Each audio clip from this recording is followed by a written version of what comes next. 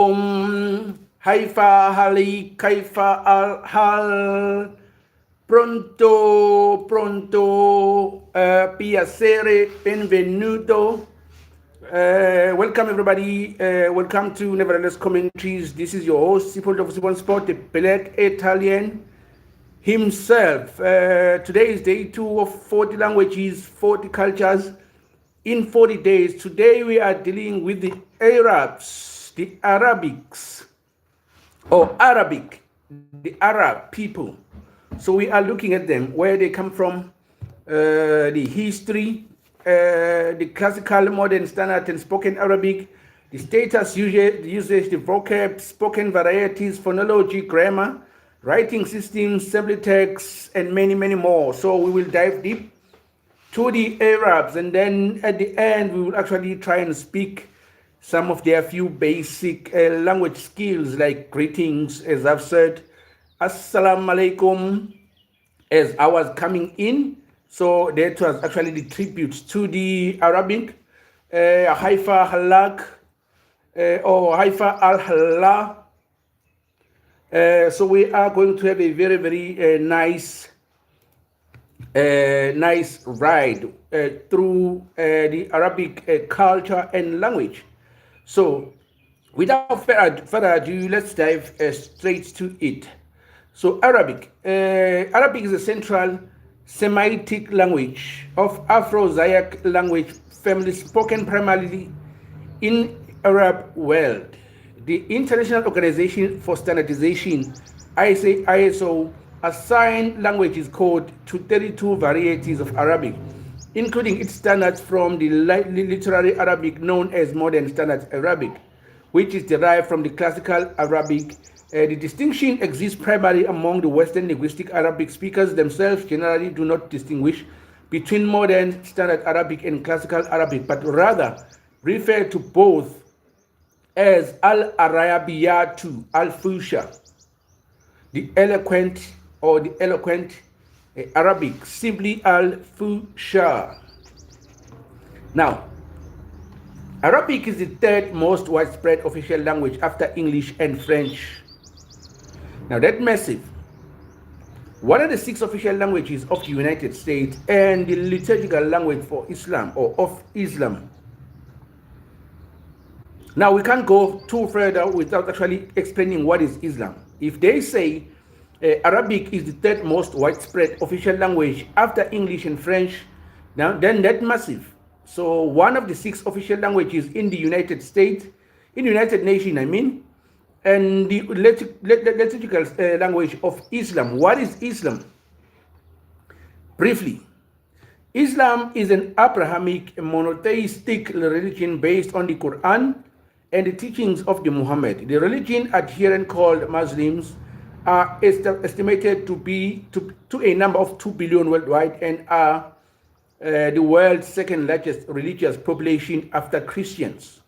Now that is Muslim. So Arabic is known as the liturgical language of Islam. So I've explained what Islam is. So Arabic is widely taught in schools and universities around the world, and is used in varying degrees in workplaces, governments, and the media.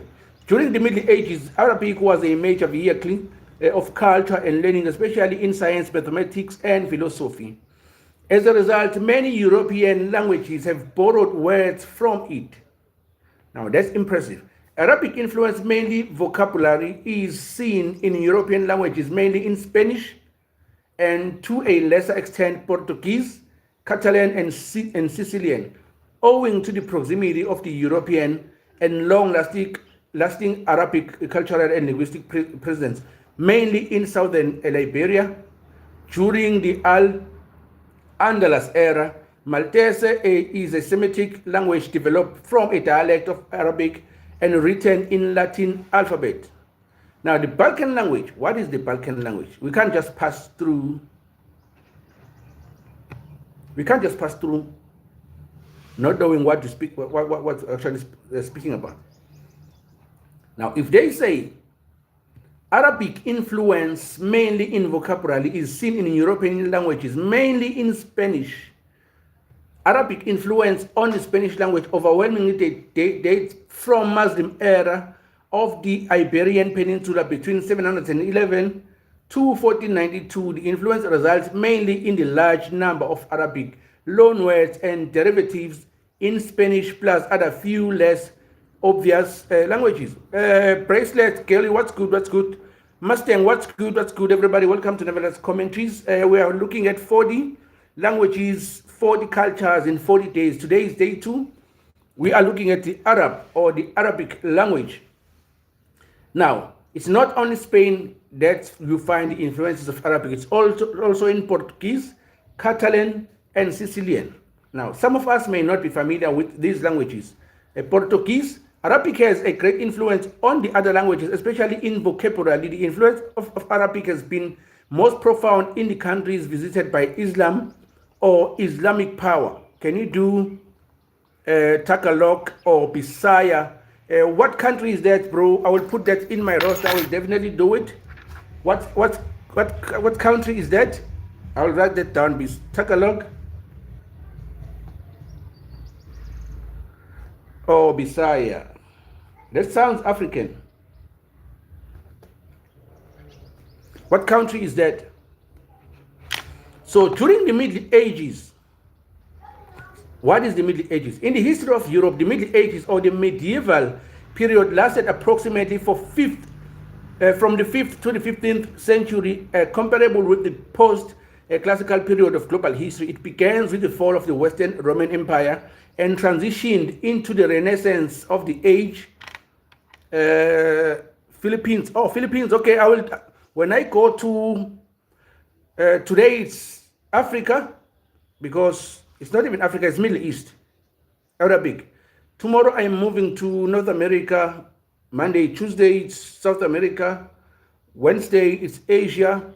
Thursday is the island. So that will be Philippines. I'll definitely do Philippines. Thank you for suggesting Philippines. Philippines, okay, that will be after Asia. Thank you for that. George, what's good? What's good, George? It's by Jack dash YouTube or YT.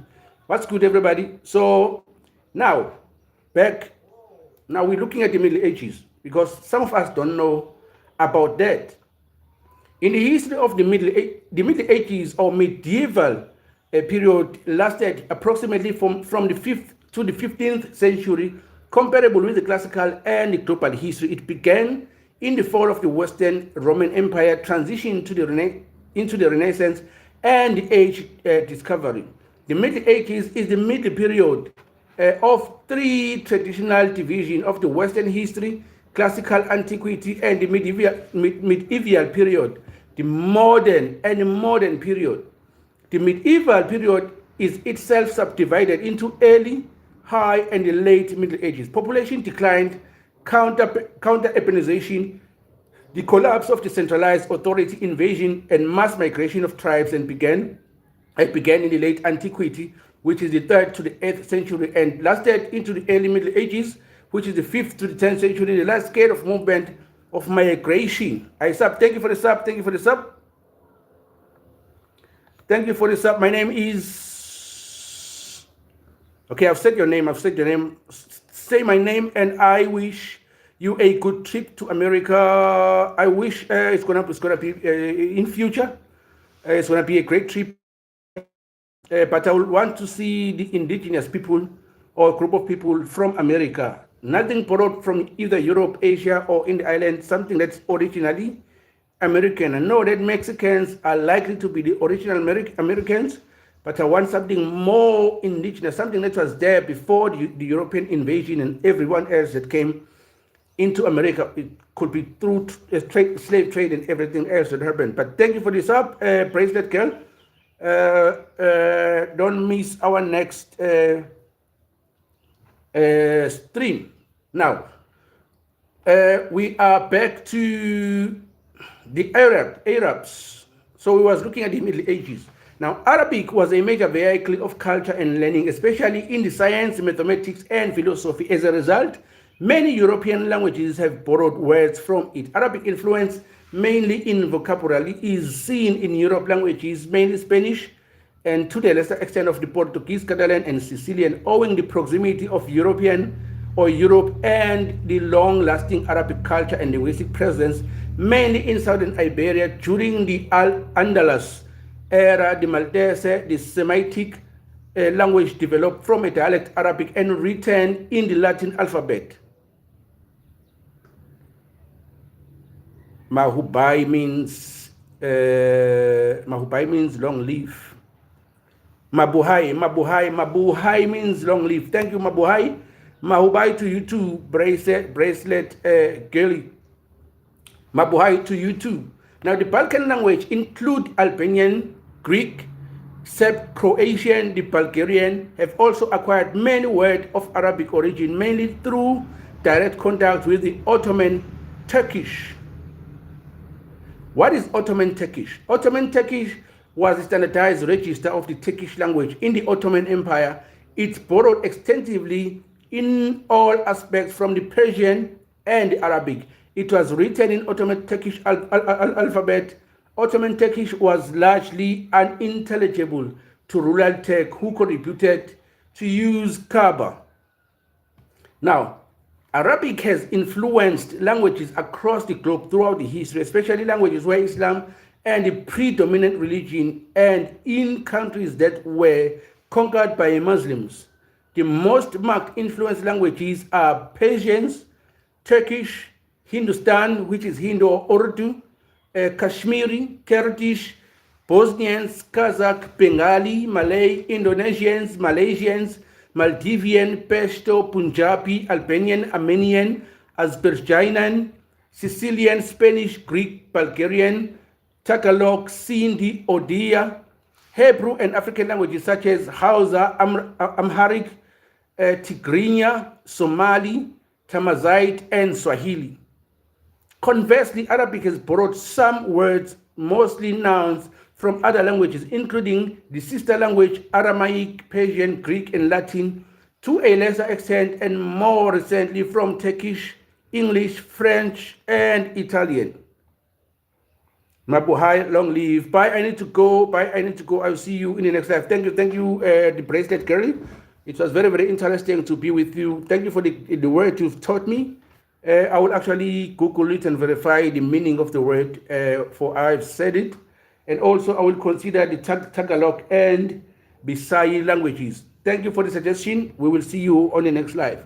Welcome everybody. This is Nevertheless Commentaries. We are doing 40 languages, 40 cultures in 40 days. Today is day 2. We are doing the Arabic language and the Arabic people. Now, Arabic is spoken by many as 380 million speakers, both native and non-native, in the Arab world, making it the 5th most spoken language in the world. Now that's huge. And the 4th most used language in the internet. In terms of users, it also serves as a liturgical language of more than 2 billion Muslims. In 2011, the Bloomberg Business Week ranked the Arabic 4th most useful languages for business after English, Mandarin from China, and also French. Arabic is written with the Arabic alphabet, the Abjad script that is written from right to left. Now, Arabic is considered a conservative language amongst the Semitic languages. It has preserved the complete Proto-Semitic 3 grammatical cases and the Cleansation Arab. And it was used in the reconstruction of the Proto-Semitic, since it preserved as contractive 28 out of the 29 consonantal phonemes. Now we look at the classical of Arabic languages. So Arabic is usually classical as a Central Semitic language. Linguistics still differ as the best classification of the Semitic or Semitic language or subgroups. The Semitic language changed between the Proto-Semitic and the emergence of the Central Semitic languages, particularly in grammar, innovation, and of the Central Semitic languages, all maintained in Arabic, include 1. The conversion of the suffix conjugated static formation, yalas or jalas, into a past tense. 2. The conversion of a prefix conjugated preterite tense formation, yalis or yalis, into a pretense or a present tense. What am I saying? 3. The elimination of the prefix conjugation mood aspect form, e.g., a present tense form by doubling the middle root, a perfect formed by infixing at after the first root consonant, probably deducive formed by the stress shift in favor of a new mood formed by ending attached to the prefix conjugation forms, e.g., for indicative or for subjunctive. No ending or for jussive or ana for energetic, n or ana for energetic. For the development of the internal passive, now we're looking at the classification of the Arabs. For the development of the internal passive, there are several features which classical Arabic or modern Arabic varieties, as well as the Safavic and Hismaic inscriptions share, which are unattested in any other Central Semitic languages variety, including the Tadanic or Tadanitic and the Taimanic languages of the northern Hejaz. These features are evidence of the common descent from a hypothetical ancestry or ancestor of the Pro-Arabic. The following features of the Pro-Arabic can be reconstructed with confidence. 1. Negative particles, nala, the classical Arabic alan, muf'al, passive particle preposition, and adverbs. A subjunctive in AR, and a demonstrative leveling of the at, that is a T, at, alomorph of the feminine ending, n, complementizer of the subordinator. The use of F to introduce modal clauses, independent object pronoun in Y. Apostrophic Y. Vestiges of a nonation. Now, on the other hand, several Arabic varieties are closer to the Semitic languages and maintain features of not found in classical Arabic, indicating that these varieties cannot be developed from classical Arabic. Thus, Arabic vernaculars do not descend from the classical Arabic. Classical Arabic is a sister language rather than their direct ancestor. Now we look at the history. Old Arabic. Arabia had a wide variety of Semitic languages in antiquity. The term Arab was initially used to describe those living in Mesopotamia, Levant, Sinai, and the Arabian Peninsula, as perceived by geographers from the ancient Greece. In the southwest, various Central Semitic languages, both belonging to and outside the ancient Southern Arabian family, e.g., Southern Tamudish, were spoken. It is believed that the ancestor of the modern South Arabian languages, non-Central Semitic languages, were spoken in Southern Arabia at this time. To the north, in the oases of the northern Hejaz, Tadanitic, Taimanitic held some prestige as an inscriptional languages. In Najd and parts of the Western Arabia, a language known to scholars as Tamudic C is attested. Now, in Eastern Arabia, inscriptions in a script derived from Asa attest to a language known as Hezaitic. On the northwestern frontier of Arabia, various languages known to scholars were Tamudic B, Tamudic D, and Safavitic and Hismaitic are attested. The last two shared important isoglosses with later forms of Arabic, leading scholars to theorize that Safavitic and Hismaic are early forms of Arabic and that they should be considered Old Arabic. Now, linguists generally believed that the Old Arabic, a collection of the related dialects that constituted a precursor of Arabic, first emerged during the Iron Age. Now, previously, the earliest attestation of the Old Arabic was thought to be a single first century CE inscription of Sabaic script in Qariyat al-Faw.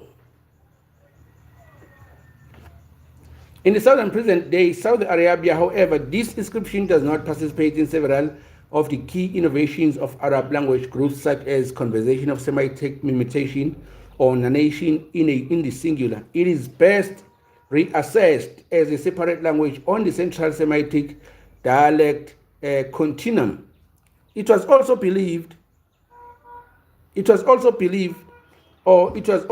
that the Old Arabic coexisted alongside and then gradually displaced the epigraphic Ancient North Arabian, NAA, which is theorized to have been the regional tongue for many centuries.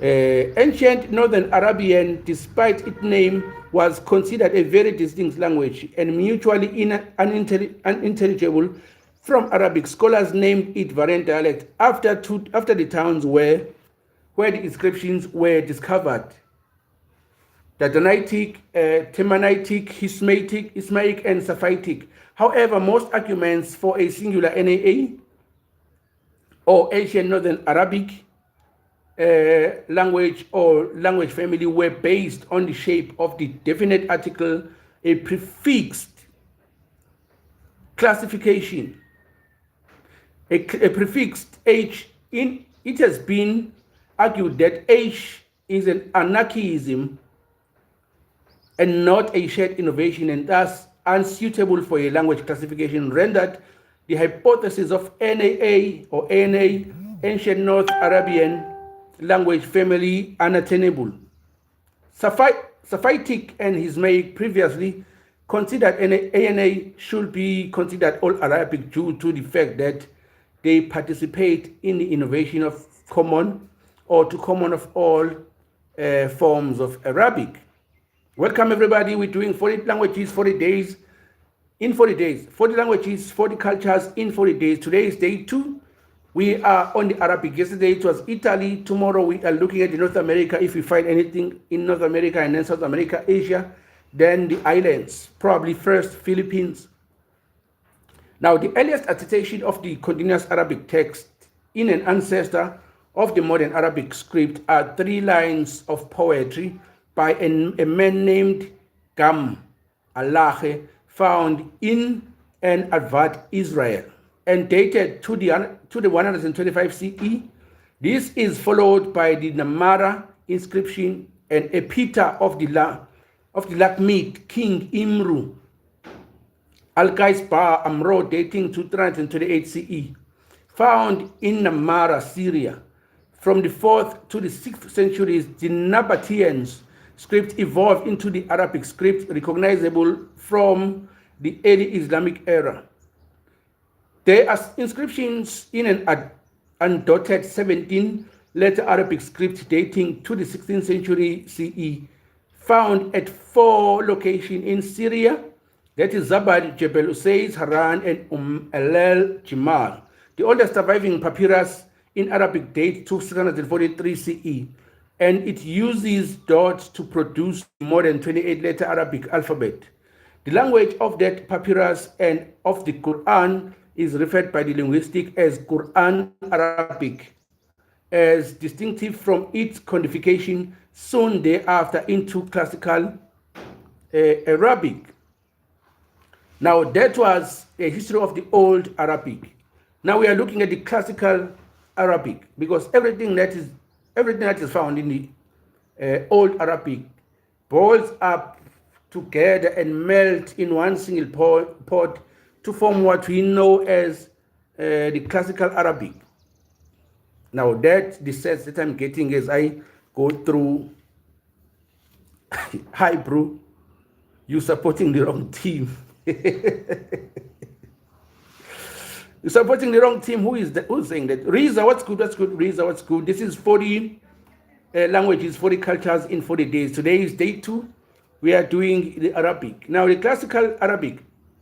In the late pre-Islamic times, a transdialectical and transcommunal variety of Arabic emerged in the Hejaz. What is Hejaz? Hejaz is a historical region of the Arabian Peninsula that includes the majority of the Western region of Saudi Arabia, covering the cities of Mecca, Medina, Jeddah, Tabuk, Yanbu, Taif, and Al-Baha. It is thus known as the Western Province, and it is bordered in the west by the Red Sea. Baron Wayne, what's good? Bagania, what's good? Bagania. Now, let's continue. In the late pre-Islamic times, a transdialectal and transcommunal variety of Arabic emerged in Hejaz, which continued living its parallel life after literary Arabic had been institutionally standardized in the 2nd and the 3rd century of the Hijra, mostly or strongly in Judeo-Christian text, keeping alive ancient features eliminated from the learned tradition, which is classical Arabic. This variety in both classicizing and lay iterations have been termed Middle Arabic in the past, but they are thought to continue an old Hijazi register. It is clear that the orthography of the Quran was developed for the standardized form of classical Arabic. This means it was for the learned Arabic people or Arabs, learned Arabs. It shows the attempt on the part of the writers to record the archaic form of Old Hijazi. What is Quran? The genuine Arab people, they are from Yemen. Oh, I didn't know that, bro. I didn't know that. Genuine Arab are from Yemen. But Yemen is also included in the group of people that actually later were known as, amongst the many, Yemen is actually included. But we'll see as we go, bro. We'll see as we go. Thank you for the heads up. I really appreciate it. So I thought I was going to find something that's readable as far as Quran is concerned, but I see Arabic text. I cannot read Arabic text because you read from left to right, and their dialect is very, very different from what we see in English and other languages. The Prophet Muhammad, he is from Yemen. Oh, that's interesting, bro. Are you a Muslim, Reza? Are you a Muslim, Reza? Okay, in the late 6th century AD, a relatively uniform intertribal poetic koine, distinct from the spoken vernaculars, developed based on the Bedouin dialect and Najd, probably in the connection with the court of Al-Hira. During the first Islamic century, the majority of the Arab poets and Arabic writing persons spoke Arabic as their mother tongue. Their text, although mainly preserved in far later manuscripts, contains traces of non-standardized classical Arabic elements in morphology and syntax. I'm Muslim and I'm Arab. Oh, that's actually good to hear. That's actually good to hear. I think your history is very, very interesting, and it hit closer to heart because as an African, there are traces of history that I think they interconnect with Africa, because you know that mostly Arab connect Asia, Europe, and Africa. So it's a central hub or a melting pot of these three huge continents. I think the entire world connect with the Arab countries there in the Middle East. So it's Asia, Europe, and Africa. So thank you for bringing that up. I hope you enjoy what we are saying. So if we say anything that you think is not true, you can feel free to actually correct that. The Bedouin, those people lives in the desert. They still exist till today, bro. They still exist. And in the future, I would really, really love to see them if they still exist. Now, the standardization, Ab al-Aswad al-Dulail, 603 to 689. Thank you. I would really love to visit them if they're still there. I hope you actually point me to the right direction in finding that tribe of people, Bedouin. Don't forget to sub. So the Abu al-Aswad al-Du'ail 603 to 689 is credited to the standardized Arabic grammar and know the way and pioneering a system of diacritics to differentiate consonant nakatu, pointing for non-Arabs, indicating vocalization, tashkil, al-Khalil ibn Ahmad al-Farahidi, that's 718 to 786, compiled in the first Arabic dictionary, which is Kitab al-Ayin, the book of the letter. Kitab al-Ayin, the book of the letter, and is credited with the establishing of the rules of Arabic. A prosody al-Jahiz, 786 to 868, proposed of al-Akfash al-Akbar, an overhaul of the grammar of Arabic, but it will not come to pass for 2 centuries. The standardization of Arab reached completion around the end of the 8th century.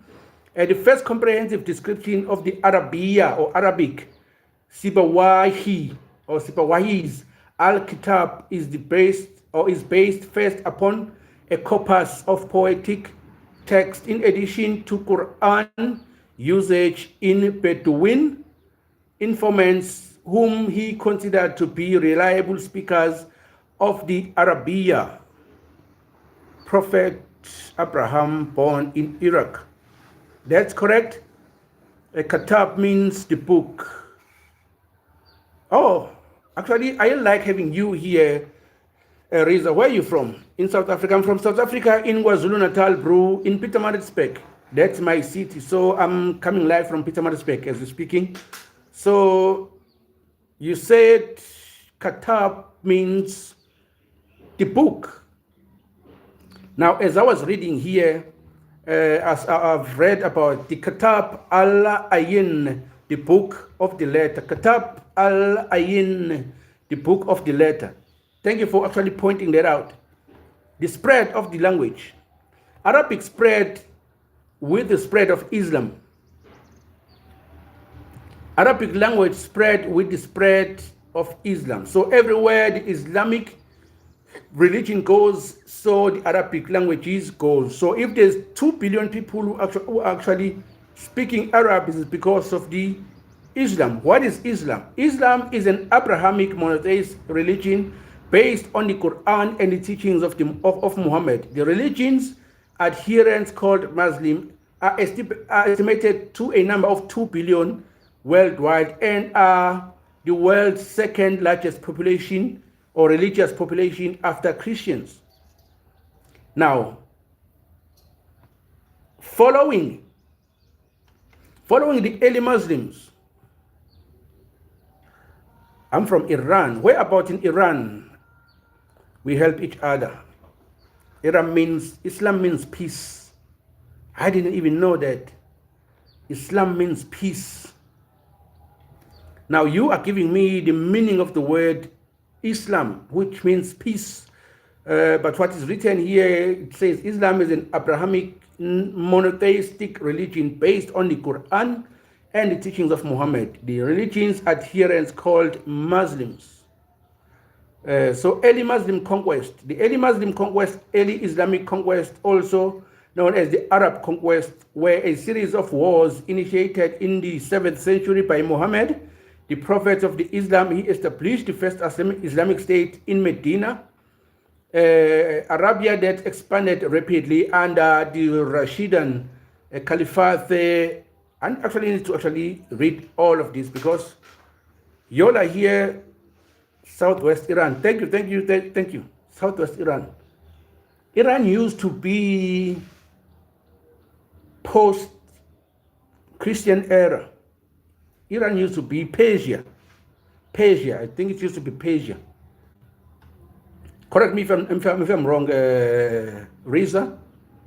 So it says here, the early Muslim conquest or early Islamic conquest, Arabic, all the prophets, they born in Arab land. I'm trying to think of one who is outside the Arab land.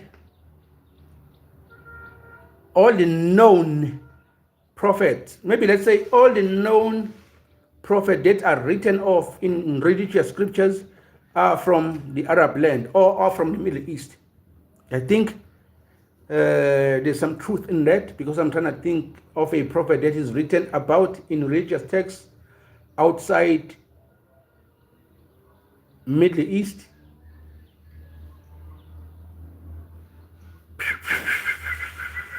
In South Africa, we have Isaiah Shembe. We also have a founder of the ZCC, I forgot his name. They were both prophets, according to people, and have a large following, religious followers. Well, I can't think of anything outside South Africa except for what you are saying, which is truth. Now, also known as the Arabic conquest, were a series of wars initiated in the 7th century by Muhammad, the prophet of Islam. He established a first Islamic state in Medina, Arabia, that expanded rapidly under the Rashidun Caliphate and the Umayyad Caliphate, culminating in a Muslim rule being established in Asia, North Africa, and Southern Europe over the following century. According to the historian James Buchan, in the speed of and the extent, the first Arab conquests were matched only by those of the Alexander the Great. In the speed and extent in which the first Arab conquest was matched only by those of the Alexander the Great. Oh, that's impressive. And they were more lasting. At the height, the territory that was conquered by the Arab Muslims stretched from Liberia at the Pyrenees in the west of India, at Sindh in the east. Muslim control spanned Sicily, most of the Middle East and North Africa, and Caucasus, or Caucasian and Central Asia. Among the most drastic changes in the early Muslim conquest,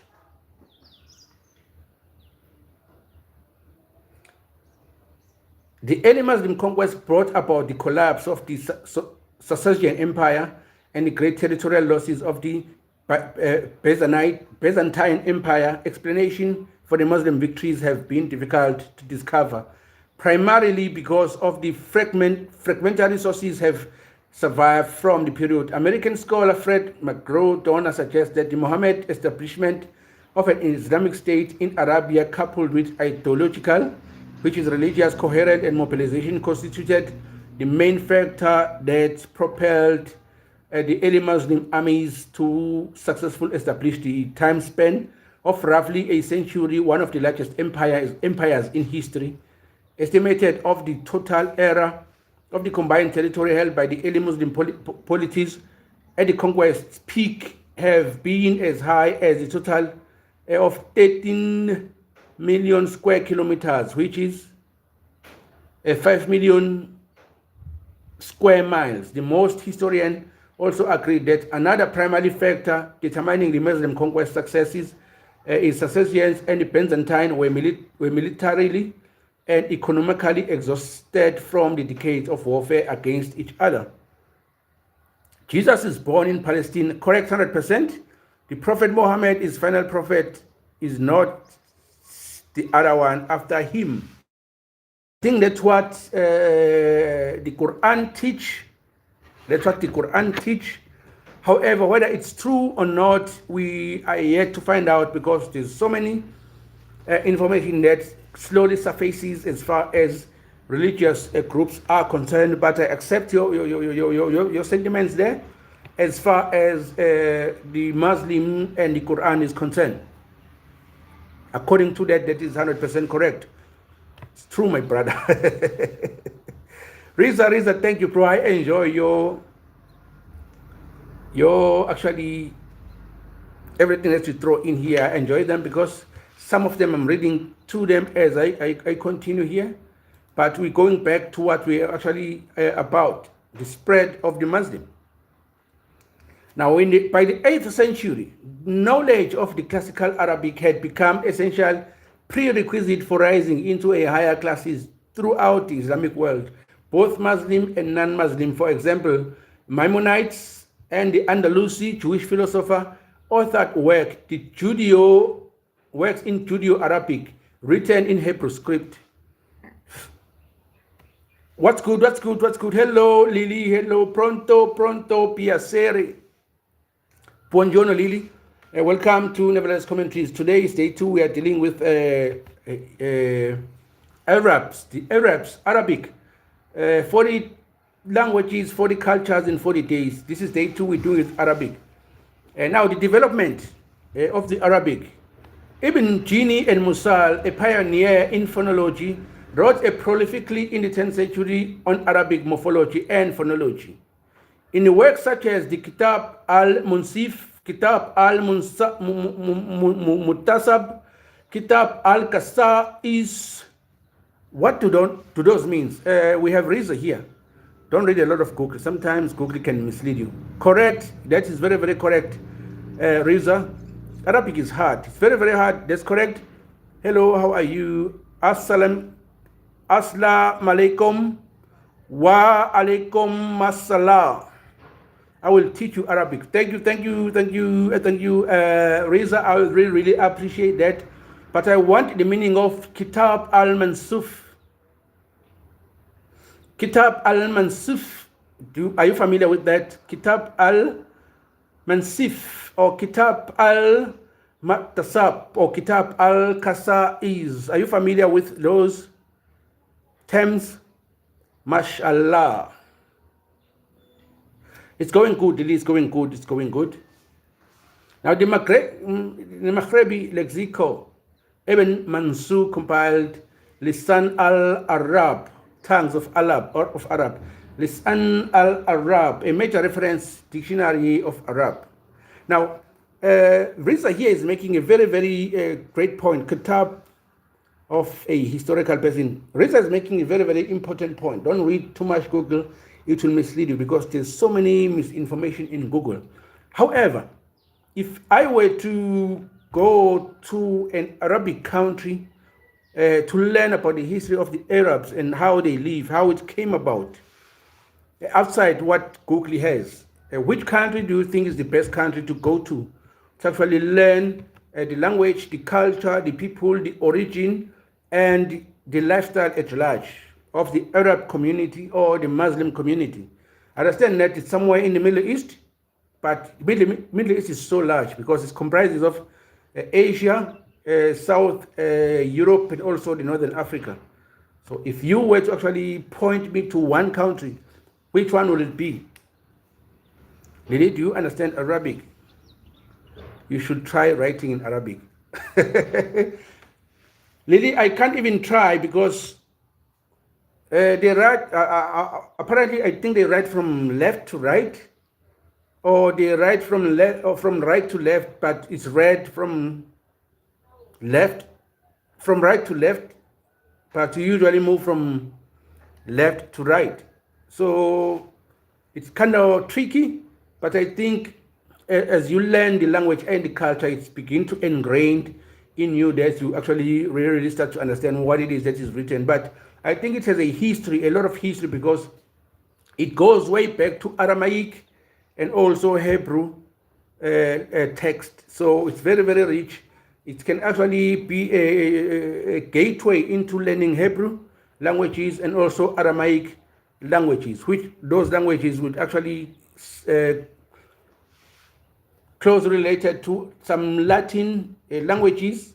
I think from there it will be easy to actually crack the code of history, because history is written down. So sometimes it's really, really hard to read history because these languages, some of us really, really do not know and cannot read from right to left. That's the difference. Lily, where are you from? Okay, Riza is asking where you're from. Riza, Arab comes from Arambic.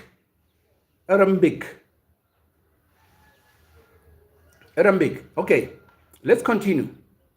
Thank you guys for the engagement. So we are doing 40 languages, 40 cultures in 40 days. Today is day 2. It's Arab or the Arabic. Yesterday it was the Italians, the Italians, the Italiano, appronto, piacere. Okay, Neo-Arabic. Charles Ferguson, Koine theory, is always saying that actually Arab is related to Greek and also Aramaic and also Hebrew. So Koine, in linguistic, Koine language or dialect is a standard common dialect that has risen as a result of the contact mixing and often simplification of two or more mutual intelligible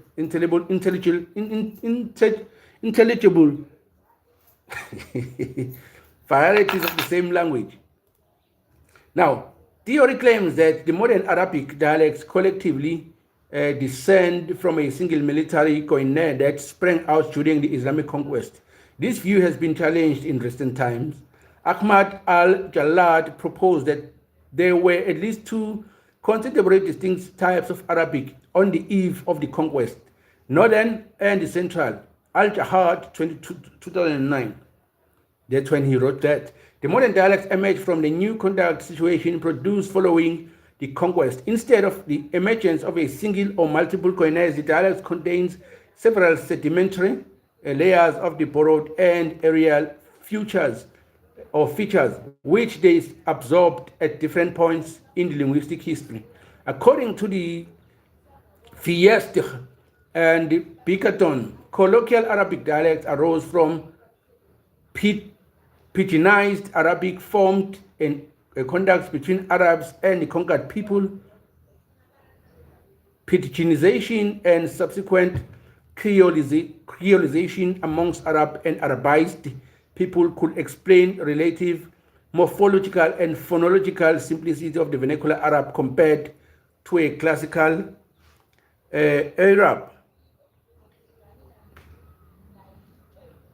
Are you going to listen to how to pronounce it? Yes, I will, Lily, I will. My brother, you must say the word in Arabic. Anna Bahapak. Anna Bahapak. What does the word mean? Anna Bahapak. Anna Bahapak. Lily is interested in languages as myself. She told me the other day that she's actually learning the Italian. So I also have an interest in learning languages because I think the language represents the people and the culture at which the people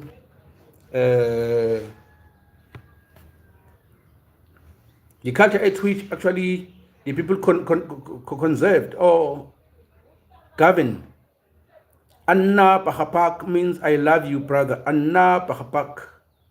Okay, thank you, Riza. Thank you for that. Anna Pahapak. My pronunciation. Anna Pahapak.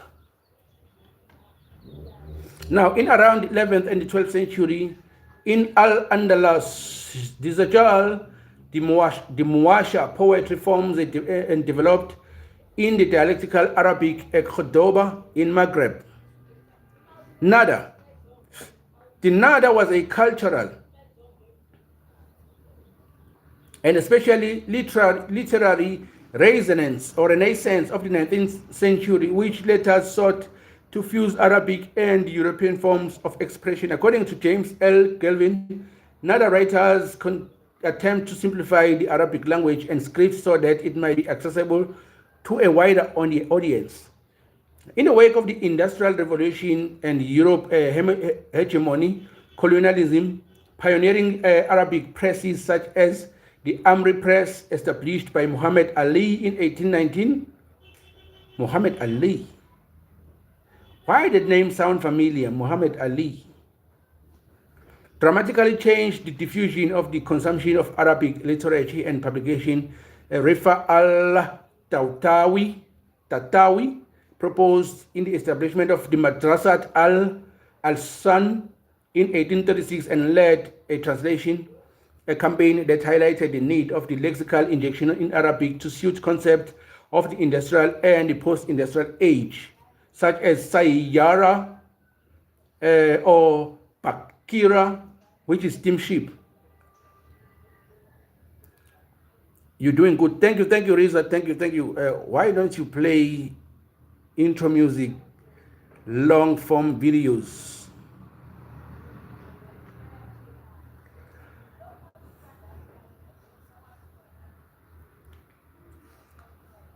That's a good suggestion, Lily. Thank you for that. Thank you for that. Now, in response, a number of Arabic academies modeled after the Académie Française were established with the aim of developing standardized edition to the Arabic lexicon to suit the transformation. First Damascus in 1919, then Cairo in 1932, Baghdad in 1948, Rabat in 1960, Amman in 1977, Khartoum in 1993, and Tunisia in 1993. They review language development, monitor new words, and approve the inclusion of new words into the published standard dictionaries. In 1997, a period of Arabization standardization was added to the educational, cultural, and scientific organization of the Arab League. These academies and organizations have worked towards the Arabization of the sciences, creating terms in Arabic to describe new concepts, towards standardization of the new terms throughout the Arabic-speaking world, and towards the development of the Arabic as a world language. This gave rise to what Western scholars called modern standard Arabic. From 1950s, Arabization became the post-colonial nationalist policy in countries such as Tunisia, Algeria, Morocco, and Sudan. Now, classic, modern, standard, and spoken Arabic. How old are you? No comment. You should learn nouns in Arabic. We are going to that, Lily. We are going to that in a short. Now, we are going to check the classic, standard, and spoken Arabic. From there, we check the vocab, the grammar, and then where Lily is saying we should go, then that's the last part of this video. But for now, I think I'm going to have a battery problem. Let me charge this phone.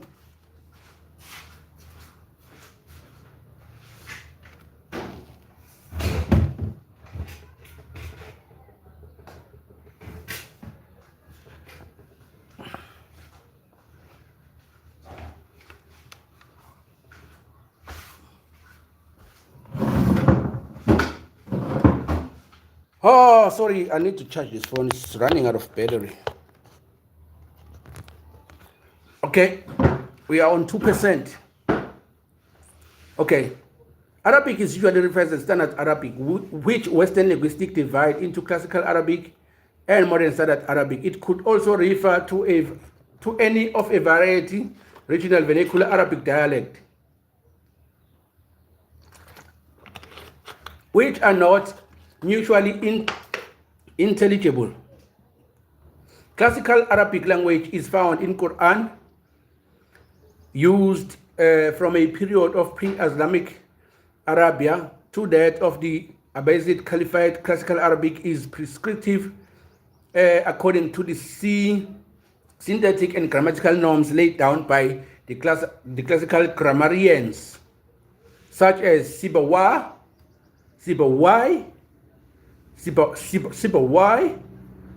Am I pronouncing this word correct? The vocabulary defined in classical dictionaries such as Lisan al-Arab. Lisan al-Arab. Now,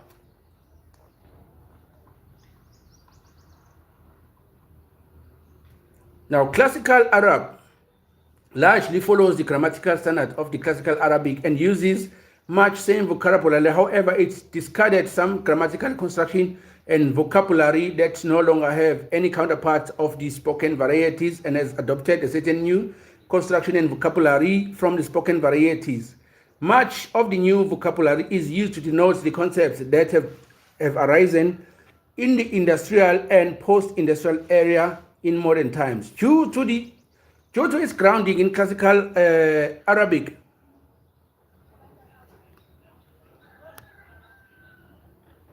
In the old days, was no cars, but it was using animals for transportation, like the camels, because you guys live in the desert, so you use the camels a lot because they can endure the heat and the drought in the deserts. I think that was the mode of the transport if you look at the Middle East. And I think Jesus made a reference to that a rich man, it's hard for a rich man to enter the kingdom of heaven than a camel to enter through the eye of a needle, because it was the mode of transportation in those days. So that's how actually Jesus put it as far as the rich man and the kingdom of heavens is concerned. I think it's drawn from the mode of transport of the times. I'm going to subscribe to you. Thank you, Riza. We can chat more, my brother. Please have a blessed day. Thank you, thank you, thank you. Let me check how to say bless you in Arab before you go.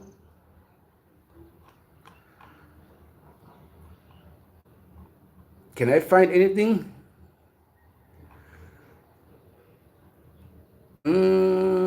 All I can say is wa alaikum assalam. That's all I can say for now. Wa alaikum assalam.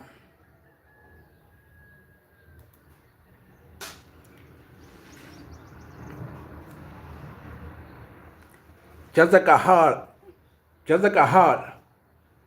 Jazakahal. Okay, I will learn someday to actually pronounce it correctly. Now, the relationship between the standard, modern standard Arabic and these dialects sometimes compared to the classical Latin and Latin Vulgar. Now, yesterday when we were actually checking out the Italians, now we see this thing is boiling up to Latin and Vulgar Latin. That language actually connects the Arabic and the Italians, because we've read that Italians are comprised of Africans, mostly the Arabs in the south, the Asians in the east, and also Europeans in the north. So now the pot is boiling together. That shows actually we as the people are one people. We are one people somehow. It's just that we like to actually think we are different than one another, but at the end of the day, if you look at history and how things boil down to actually one person, you realize that, oh, actually, we are one people. It's just that we're from different parts of the earth. That actually has to do with our pigmentization and our languages. But if you look at history and track back with the history, you realize that, okay, we are from one person. We are from one source. Now, I'm looking at the classical Latins or Vulgar Latins, now closely related to the modern standard Arabic, which became the Romance language, or Romance languages, in the medieval era and in the early modern Europe.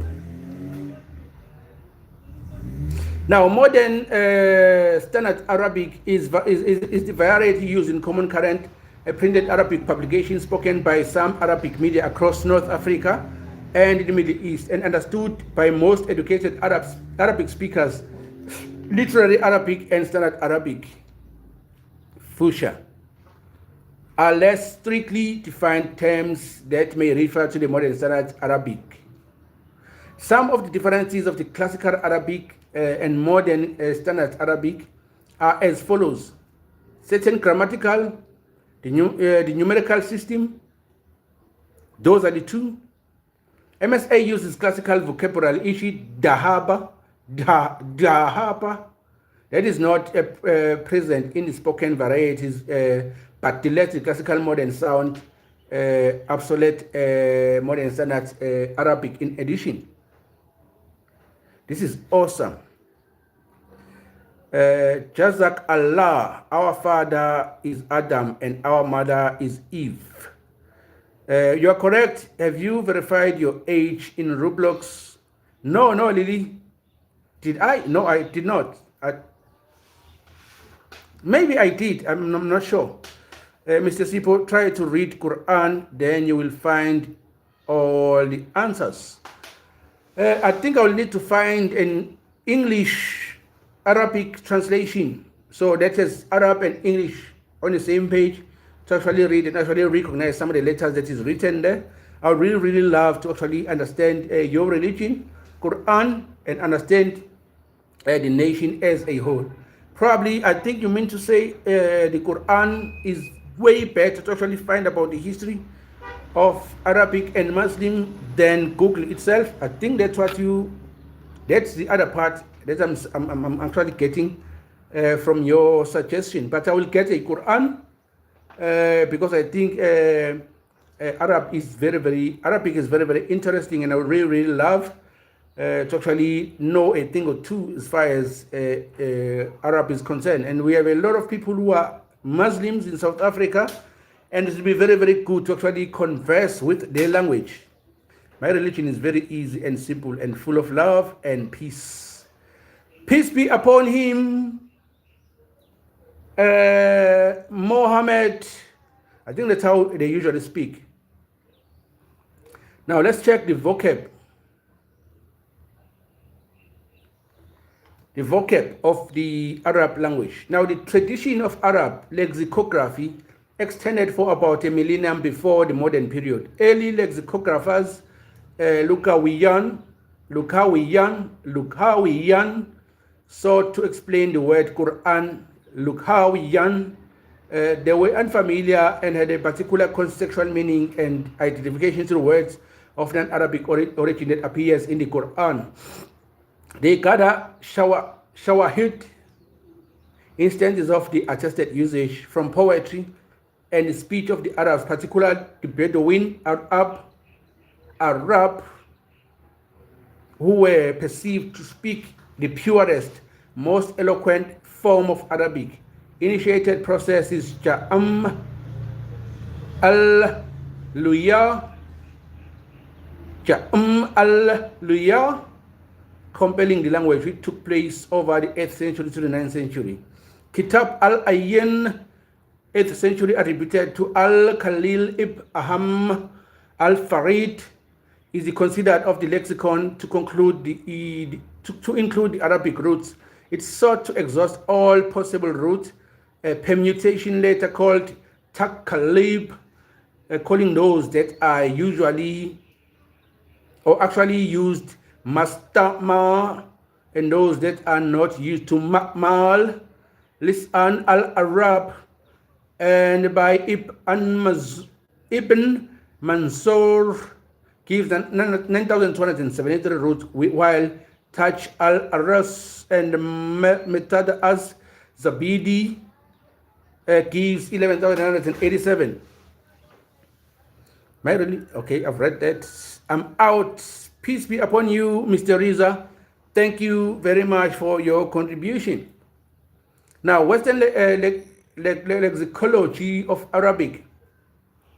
In the second half of the 19th century, the British Arabist Edward William Lane, working with the Egyptian scholar Ibrahim Abd al-Ghaffar ad-Dasiki, compiled an Arabic English lexicon, translating the material from earlier Arabic lexica into English. Now, Reza is not here. I was actually going to ask him about this Arabic English lexicon, if it's trustworthy, and if we can trust a person like Edward William Lane according to them, because they actually are the people, they speak the language and they know what's right from what's wrong as far as the Arabic language is concerned. So Edward William Lane was a British Orientalist, translator, a lexicographer. He is known for his manners and customs of the modern Egyptians and the Arabic English lexicon, as well as the translation of 1001 Nights and the selection from the Quran.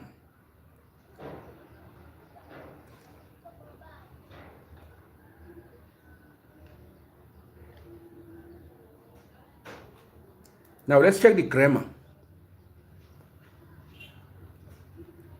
The grammar of the Arabic had similarities with the grammar of the Semitic languages. Some of the typical between the Standard Arabic and vernacular varieties are a loss of morphology markings and grammatical cases, changes in word order. A shift towards an analytic morphosyntax, loss of grammatical modes, and loss of inflected passive voice. Literary Arabic is a Semitic language. Arabic has a complex and unusual morphology, e.g., method of constructing words from Arabic or from a basic root. Arabic has a non-concatenative root and pattern of morphology. A root consists of a set of bare consonants, usually 3, which are fitted into a discontinuous pattern to form a word. For example, the word for I wrote, constructed by the combining of KTB, write, with the pattern AATU, 2. I said, I wrote, I said, to form a word katab. So it's KTB and AATU or A2 to form a word katab. I wrote. 1, 2, 3, 4, 5, 6, 7. It's 7 letters that comprises the word katab, which means I wrote. Other verbs meaning I wrote, we will typically have some patterns but different consonant, e.g. karatu, I read, alkatu, ate, I ate, ate, dahabtu, I went, although the other patterns are possible like sharibtu, drank, or I drank, kultu, I said, takalamtu, I spoke, takalamtu, I spoke, where the sub-pattern used to signal the past tense and may change, but the suffix to is always used. So from a single root KTB, numerous words can be formed applying 3 different patterns, like katabtu, I wrote, katabtu, I heard, written, katabtu, I corresponded with someone, aktabu, I dictated, iktatabtu, I subscribed, iktatabtu,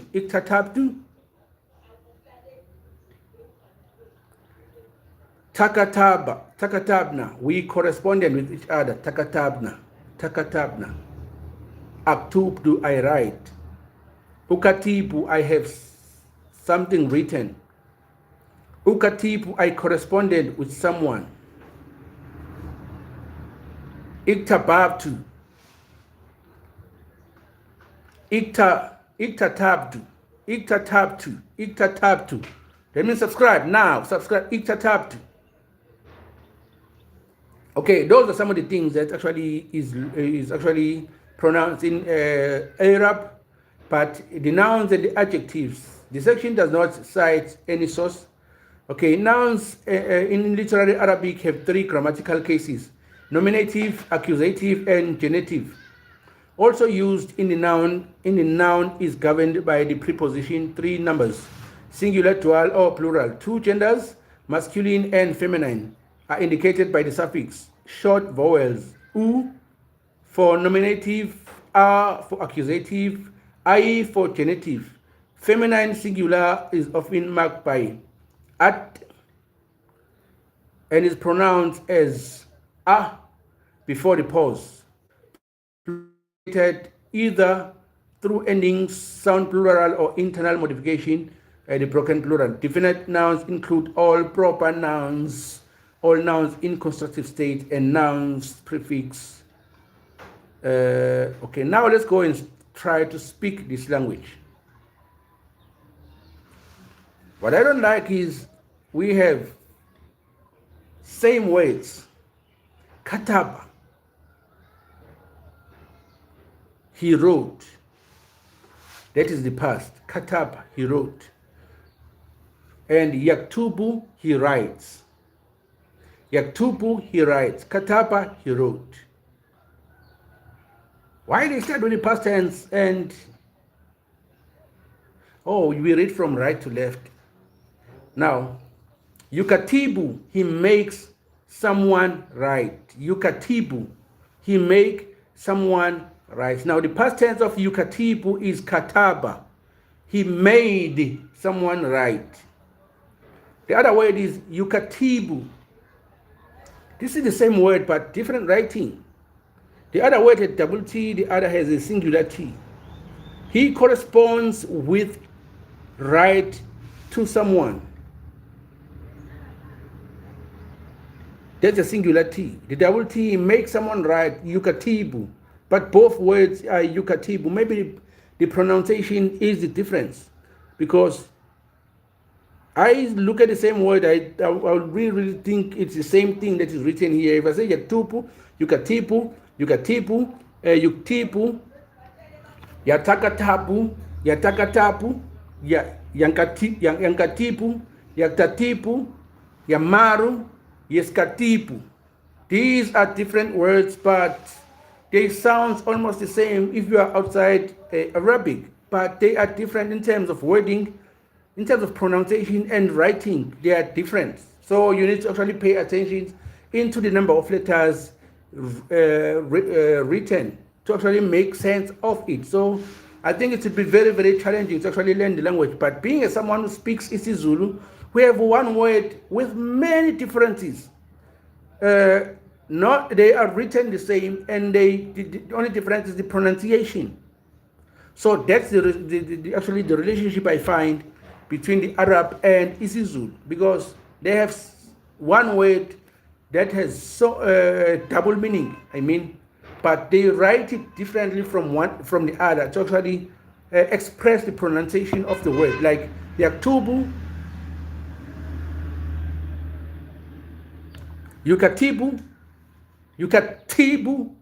has double letters, and Yukatibu has singular letters, but both kind of sound the same. He makes someone right.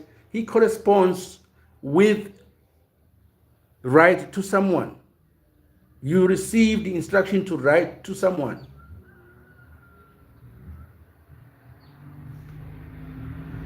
Let's end it for today. Arabic was very, very interesting and confusing at the same time.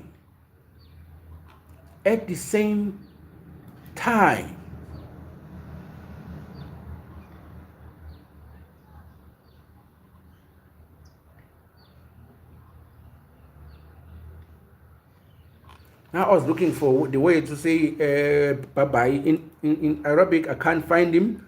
Okay, I will say thank you for tuning in to Nevertheless Commentaries. This is 40 languages, 40 cultures in 40 days. Today was day 2. We were looking at the Arabic. From me, the Black Italian, I will say piacere, arrivederci, a presto, buona giornata. Don't forget to smash that sub button. I will see you tomorrow. We will be doing Mexico, the Mexicans from North America. Thank you. Bless you. I will see you on the next one.